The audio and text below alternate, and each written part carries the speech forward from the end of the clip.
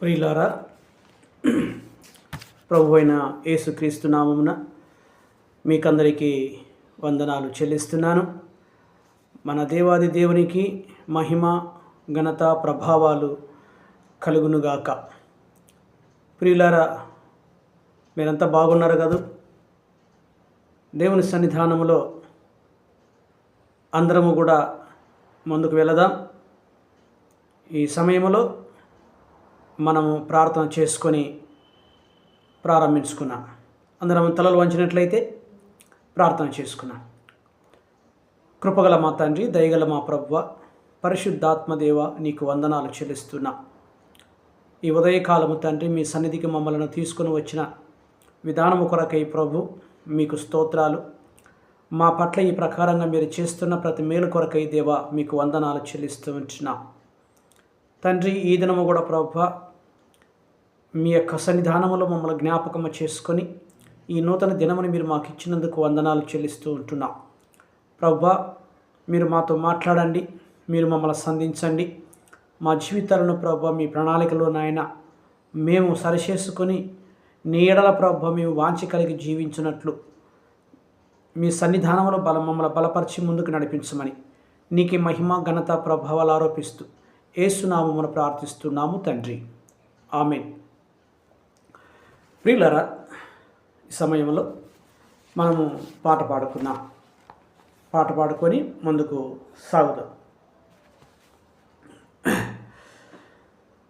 ఓసన్నా నీ నామము బలమైనది, ఓసన్నా నీ నామము ఘనమైనది.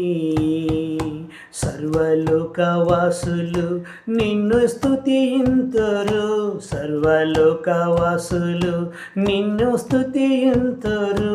స్తుతింతున్, కీర్తింతున్, స్తుతింతున్, కీర్తింతున్. ఓసన్నా నీ నామము బలమైనది, ఓసన్నా నీ నామము ఘనమైనది. సర్వలోకవాసులు నిన్ను స్తుతింతురు, సర్వలోకవాసులు నిన్ను కీర్తింతురు. ఉదయకాలమున, మధ్యాహ్న కాలమున, ఉదయకాలమున, మధ్యాహ్న కాలమున, సాయంకాలమున స్తుతింతున్, స్తుతింతున్, కీర్తింతున్, స్తుతింతున్, కీర్తింతున్. ఓసన్నా నీ నామము బలమైనది, ఓసన్నా నీ నామము ఘనమైనది. సర్వలోకవాసులు నిన్ను స్తుతింతురు, సర్వలోకవాసులు నిన్ను స్తుతింతురు. కష్ట సమయమందు, ఆనంద సమయమందు, కష్టకాలమందు, ఆనంద సమయమందు, అన్ని వేళలలోనే స్తుతింతున్, స్తుతింతున్, కీర్తింతున్, స్తుతింతున్, కీర్తింతున్. ఓసన్నా నీ నామము బలమైనది, ఓసన్నా నీ నామము ఘనమైనది. సర్వలోకవాసులు నిన్ను స్తుతింతురు, సర్వలోకవాసులు నిన్ను స్తుతింతురు. స్తుతింతున్, కీర్తింతున్, స్తుతింతున్, కీర్తింతున్. దేవుని నామానికి మహిమ, ఘనత, ప్రభావాలు కలుగునుగాక. పాట పాడి దేవుని మనం మహింపరిచి ఉంటున్నాం. ప్రియులారా, ఈ సమయంలో మనము దేవుని యొక్క వాక్యాన్ని మరోసారి మనము చదువుకున్నాం. అందరము బైబిల్ తెరిచినట్లయితే వాక్య భాగాన్ని మనం చదువుకున్నాం. లూకా సువార్త లూకా సువార్త 1వ అధ్యాయం 6వ వచనాన్ని మనము చదువుకున్నాం. లూకా సువార్త 1వ అధ్యాయం 6వ వచనాన్ని మనము చదువుకున్నాం. వీరిద్దరూ ప్రభు యొక్క సకలమైన ఆజ్ఞల చొప్పునను న్యాయ విధుల చొప్పునను నిరపరాధులుగా నడుచుకొనొచ్చు దేవుని దృష్టికి నీతిమంతులై యుండిరే. ప్రియులారా, పరిశుద్ధ గ్రంథంలో దేవుని యొక్క వాక్యం ఈ ఇరువురు దంపతులు, వృద్ధ దంపతులు జకర్యా, ఎలిషబెత్, దేవుని దృష్టిలో వారు 3 విధాలుగా బైబిల్ సెలవిస్తుంది. ఏమిటంటే, ప్రియమైన దేవుని బిడ్డలారా, ఆజ్ఞల చొప్పున న్యాయ విధుల చొప్పున నిరపరాధులుగా నడుచుకొనుచు దేవుని దృష్టికి నీతిమంతులై యుండురి. 4 విధాలుగా వారు దేవుని సన్నిధానములో దేవుని ఎడల ఒక మంచి అనుభవాలను వారు సంపాదించుకున్నారు. అది దేవుని దగ్గర వాళ్ళు ఆ రకంగా సంపాదించకూడము అనేది చాలా గొప్ప విషయం. ప్రియులారా, ముఖ్యంగా ఇక్కడ మనం చూసుకునేది ఏమిటంటే,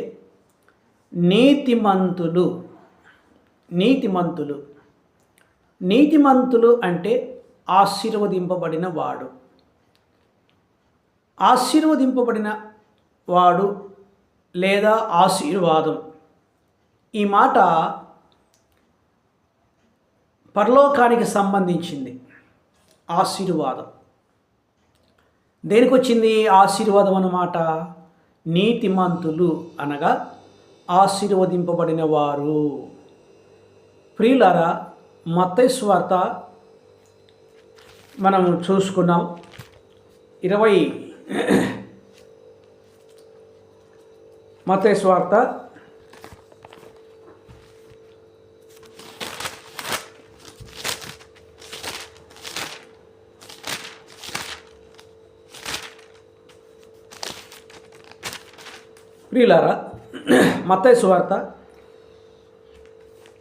25వ అధ్యాయము 33వ వచనము మనం చదువుకున్నాం. తన కుడివైపున గొర్రెలను ఎడమ వైపున మేకలను నిలవబెట్టిన.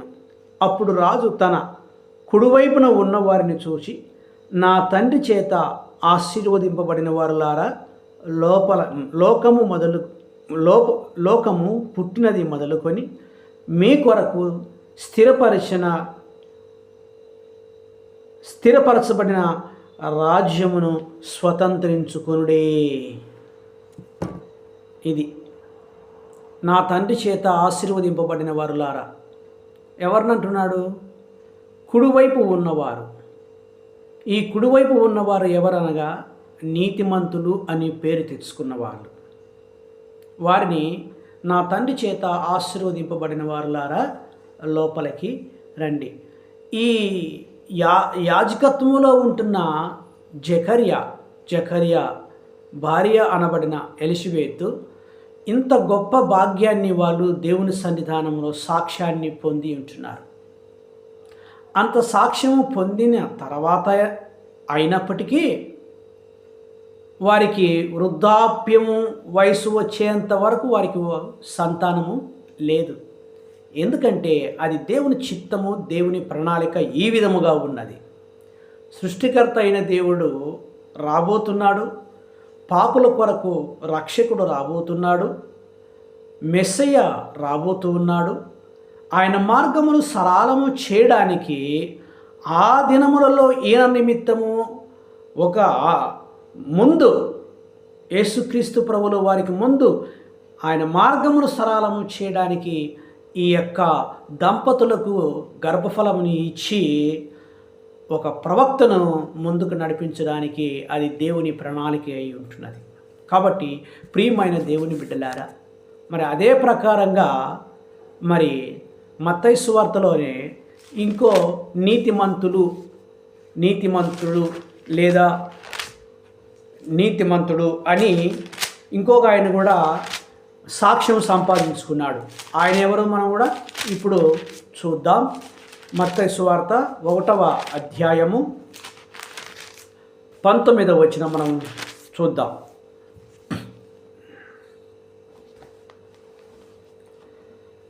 మత్తయి సువార్త 1వ అధ్యాయం 19వ వచనం. ఆమె భర్త అయిన యోసేపు నీతిమంతుడై ఉండి ఆమెను అవమానపరచునల్లక రహస్యముగా ఆమెను విడనాడ ఉద్దేశించెను. యోసేపు అక్కడేమో లూకాసు వార్తలేమో జకర్య, మత్తయి సువార్తలేమో యోసేపు. చూడండి, వారికి నిశ్చితార్థం మాత్రమే జరిగింది. వారేకము కాకమునపు పరిశుద్ధాత్మ ద్వారా గర్భము ధరించిన మరియమ్మ. ఇక్కడ పోలికలు ఉన్నాయి. ఏం పోలికలు? నీతిమంతులు అనే పోలికలు ఉన్నాయి. అక్కడ జకర్య నీతిమంతుడై ఉన్నాడు, ఆయన భార్య అయిన ఎలిజబెత్ నీతిమంతురాలై ఉంది. ఇక్కడ యోసేపు కూడా నీతిమంతుడై దేవుని దగ్గర సాక్ష్యమును పొంది ఉంటున్నాడు. ప్రియులారా, ఆ సాక్ష్యము మనము పొంది ఉన్నామా? కొంతమంది నేను వాక్య ప్రకారంగా జీవిస్తాను, నేను ప్రార్థనాపూర్వకంగా జీవిస్తాను, నేను ఏ తప్పు చేయను అని వారికి వారే డబ్బాలు కొట్టుకుంటారు. నీ డబ్బా నీవు కాదు కొట్టుకోవాల్సి ఉంది, నీ డబ్బా ఇతరులు కొట్టాల. నీ డబ్బా ఇతరులు కొట్టినప్పుడే అది మంచి సౌండ్ వస్తుంది, ఆ సౌండ్ వినసంపుగా ఉంటుంది. నీ డబ్బా నువ్వు కొట్టుకున్నప్పుడు అది సౌండ్ మంచిగా రాదు. ప్రియులారా, చాలామంది నేను అని ఎప్పుడైతే నీవు అహంభావంతో నువ్వు ఉంటావో అప్పుడే నీవు సగము పడిపోయినట్టు లెక్క. అందుకనే నేత్రాశ, శరీరాశ, జీవపు డంబము. పరిశుద్ధుడైన ప్రభువు ఈ మాట మనకు ఆజ్ఞాపించి ఉంటున్నాడు యోహాను ద్వారా. మనము ఇతరుల దగ్గర సాక్ష్యము పొందేవారమై ఉండాలని చెప్పేసి దేవుని యొక్క వాక్యము సెలవిస్తూ ఉంది. రెండోదిగా ఇక్కడ ఇంకో మాట, ప్రియులారా, భయపడుట. ఎందుకు భయపడుట? గాబ్రియేలు దూత వాళ్ళకు దర్శనం అయినప్పుడు భయపడ్డారు.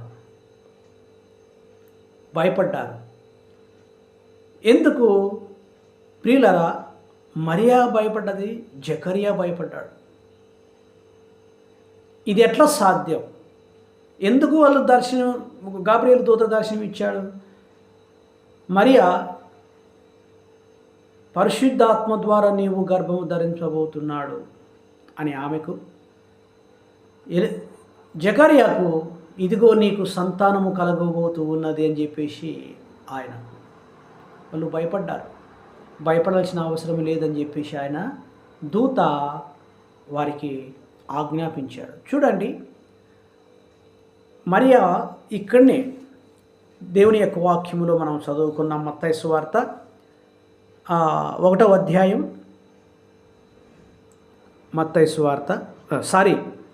లూకాసు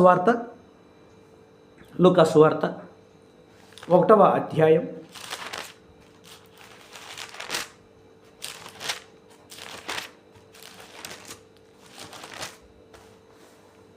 ఇక్కడ ఓ మాట వ్రాయబడి ఉన్నది మరియాతో. చూడండి, ఆమె ఆ మాటకు బహుగా తొందరపడి ఈ శుభవచనం ఏమిటో అని ఆలోచించుకొనుచుండగా దూత, మరియా భయపడకము, దేవుని వలన నీవు కృప పొందితివి. ఇదిగో నీవు గర్భము ధరించి కుమారుని కని ఆయనకు యేసు అను పేరు పెట్టదువు. యేసు అని పేరు పెట్టదువు. దేవుని కృప వలన నీవు గర్భము ధరించితివి. ఇక్కడ ఇంకో మాట లూకాసు వార్తలోనే 1వ అధ్యాయం 12వ వచనంలో ఏషేపు 12వ వచనం, ప్రభువు దూత ధూప వేదిక కుడివైపున నిలిచి అతనికి కనబడగా జకర్యా అతను చూచి తొందరపడి భయపడువాడాయను. అప్పుడు ఆ దూత అతనితో, జకర్యా భయపడకము, నీ ప్రార్థన వినబడినది, నీ భార్య అయిన ఎలిషబెతు నీకు కుమారుడు కనును, అతనికి యోహాను అను పేరు పెట్టుదువు.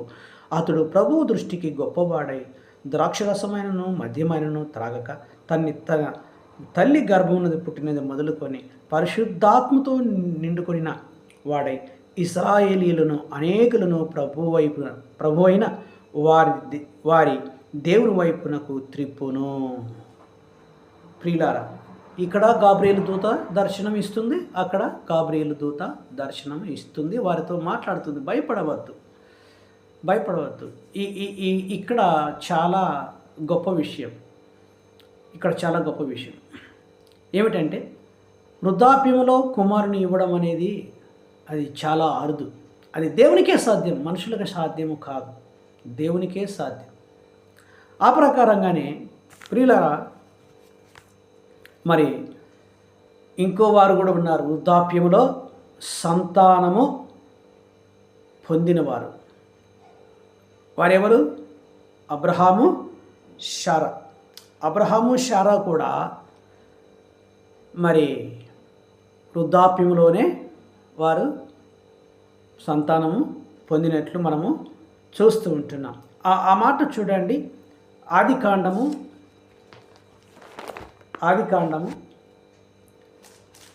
17వ అధ్యాయము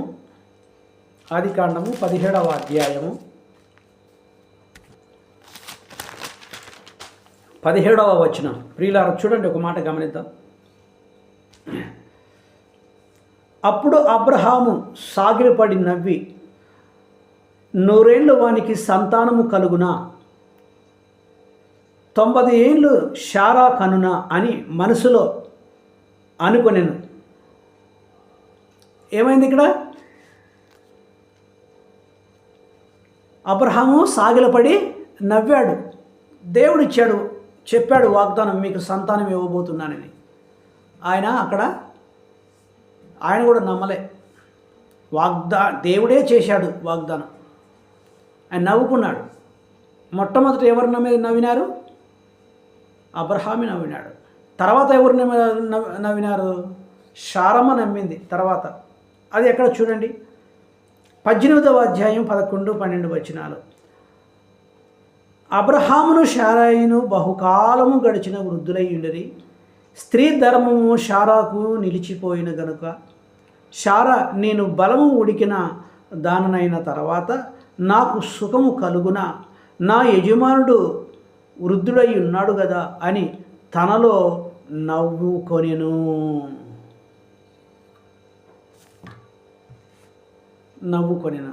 అబ్రహాము నవ్వాడు, శారమ్మ నవ్వినాడు. ఇద్దరు నవ్వారు. అందుకని ఇస్సాకు అనగా నవ్వుట. ప్రియులారా, దేవుని యొక్క బిడ్డలారా, యోహాను అనగా దేవుడు కృపగలవాడు, దేవుని కొరకు నిలబడినవాడు, దేవుని మార్గమును సరళము చేయబడినవాడు. కాబట్టి ప్రియమైన దేవుని యొక్క బిడ్డలారా, ఇక్కడ ఇంకో మాట 66 చూసుకున్నాం. లూకాసు వార్త 66 మనం చూసుకున్నాం. ఒక మాట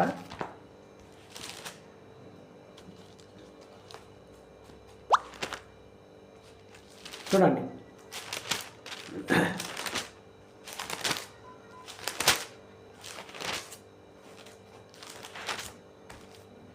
66వ వచనాన్ని మనం చదువుకున్నాం. మరియు అతని తండ్రి జకర్యా పరిశుద్ధాత్మ పూర్ణుడై ఇట్లు ప్రవచించెను. ఎవరు? జకర్యా జకర్యాని గురించి ఇక్కడ రాయబడి ఉన్నది. ప్రియులారా, ఈ 66 నుండి చివరి 80 వచనం వరకు జకర్యా పాట దేవుని వర్ణించినాడు. ఏమని వర్ణించినాడు అక్కడ మనం చదివితే మనకు అర్థమైపోతుంది. ఆయనకు వృద్ధాప్యంలో కుమారుడు పుట్టిన తర్వాత కుమారుని గురించి ఆయన సంతోషించలేదు. ఎవరిని గురించి సంతోషిస్తున్నాడు? గంతులు వేస్తున్నాడు, స్తుతించుతున్నాడు, ప్రభువును స్తుతిస్తూ ఉన్నాడు. చూడండి, ప్రభు అయిన ఇశ్రాయేలు దేవుడు స్తుతింపబడునుగాక. 68వ వచనం, ఆయన తన ప్రజలకు దర్శనమిచ్చి వారికి విమోచన కలుగజేసెను. ఎవరిని స్తుతిస్తున్నాడు? ప్రభువును స్తుతిస్తున్నాడు. అనగా నా ప్రభువు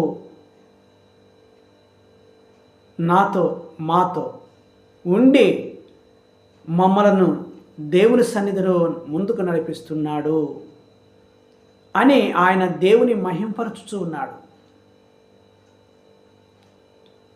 తండ్రిని మహిమపరచుచూ ఉన్నాడు. ఎందుకు మహిమపరచుచూ ఉన్నాడు? ఆ దేవుడే వీరికి కుమారుని అనుగ్రహింపు చేశాడు.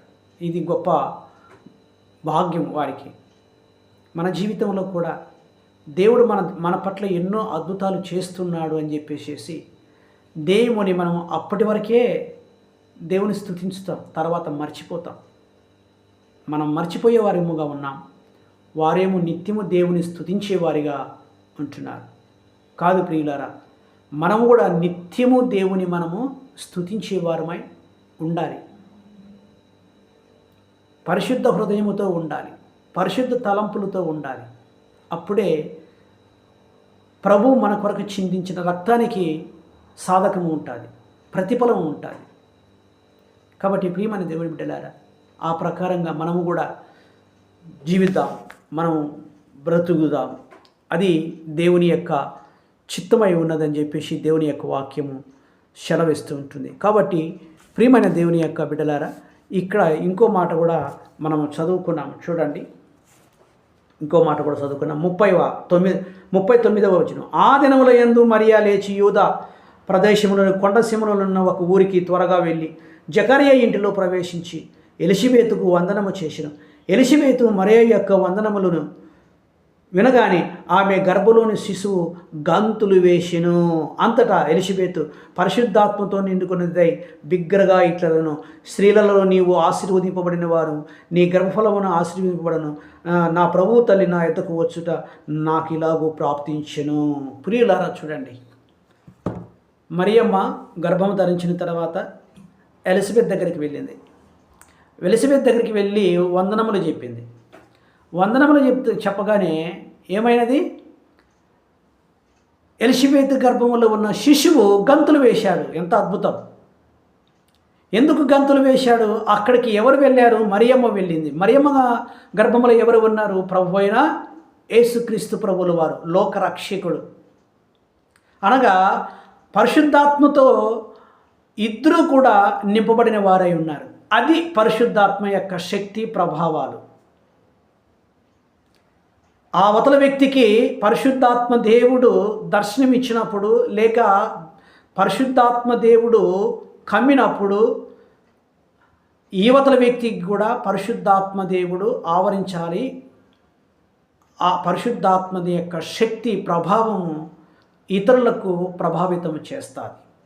ఆ మరియమ్మ వెళ్ళగానే ఎలిజబెత్ గర్భంలో ఉన్న శిశువు గంతులు వేశాడు.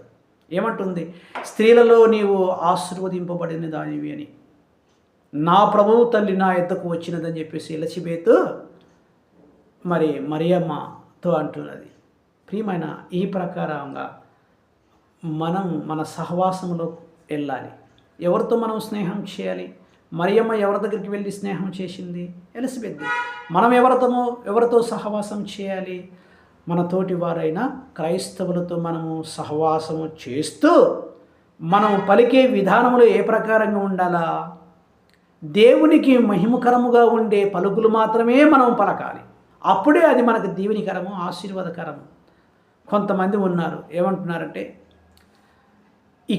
అక్కడ చెప్పడము, ఇక్కడ చెప్పడము. ఏమంటారు?